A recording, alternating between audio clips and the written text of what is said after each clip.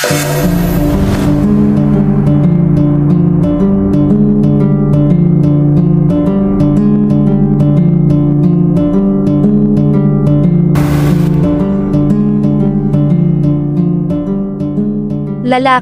nagpa-transplant ng mukha para maging aso.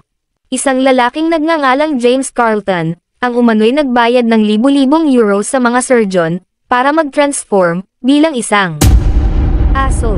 Inilipat ng mga di kilalang doktor sa mukha ni James ang mga tainga, ilong, labi at mga kilay mula sa pinugot na ulo ng patay na aso. Matapos ang surgery, tinagurian siyang isang mandog. Ayon kay James, gusto niyang lumikha ng kasaysayan bilang kauna-unahang dogman sa mundo. Sinabi niyang sa pagnanais na maging isang aso, nagbayad siya ng napakalaking halaga para mailipat sa mukha niya ang mukha ng isang aso. Idineklara niyang ang kanyang paghahangad na maging kagaya ng isang makinis na aso ay nagsimula noong kanyang kabataan kaya't nag-ipon ito. Samantala, sa Japan, nagbayad ng halos 1,000,000 piso ang lalaki para maging isang aso. At alagaan ng mga bata sa pangakong hindi siya mangangagat.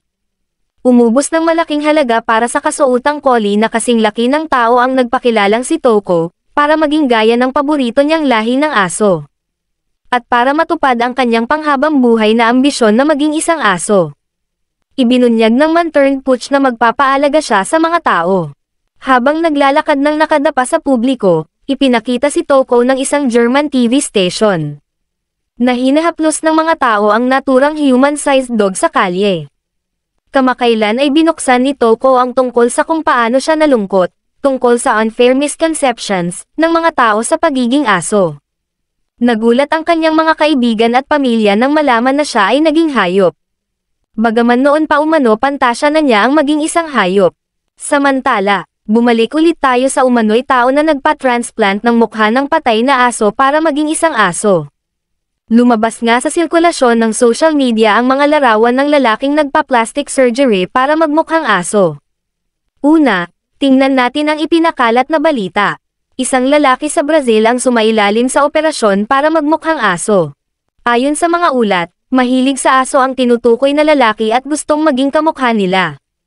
Ang kanyang mga kilay, bibig, tenga at bahagi ng kanyang ulo ay lahat kumikilos.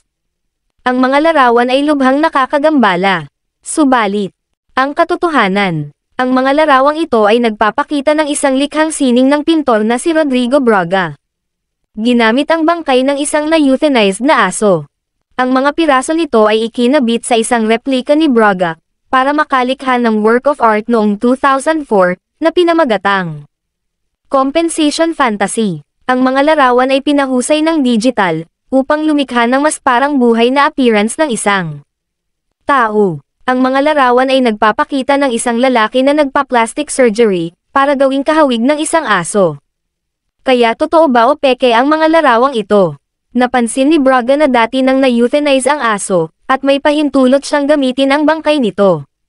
Sinabi niya na ang gawain ay nilikha, sa pamamagitan ng paggamit ng mga pamamaraan na pinaghalo ang plastic production at digital manipulation. Na hindi nagdulot ng pagdurusa o kamatayan sa hayop, kung saan ang katawan ay ibinigay ng Center for Environmental Monitoring of the City Hall ng Recife, Brazil. Ang website ni Braga ay may serye ng mga images na nagpapakita kung paano ito ginawa. At ang ilan sa mga imahe ay medyo graphic, kaya ilang mga mambabasa ang nagpahayag ng galit. Na ang katawan ng aso ay ginamit sa hindi magandang paraan. Sinabi pa ng iba na ang aso ay pinatay, para sa tanging layunin ng shelter pagkatapos itong ma-euthanize, at iyon ay ang maipakita ang pagsasalin ng mukha ng aso sa tao. Kung gayon, maliwanag na ang mga images na kumakalat sa social media, ay mga larawan ng isang gawa ng sining. At hindi resulta ng isang plastic surgery sa tao.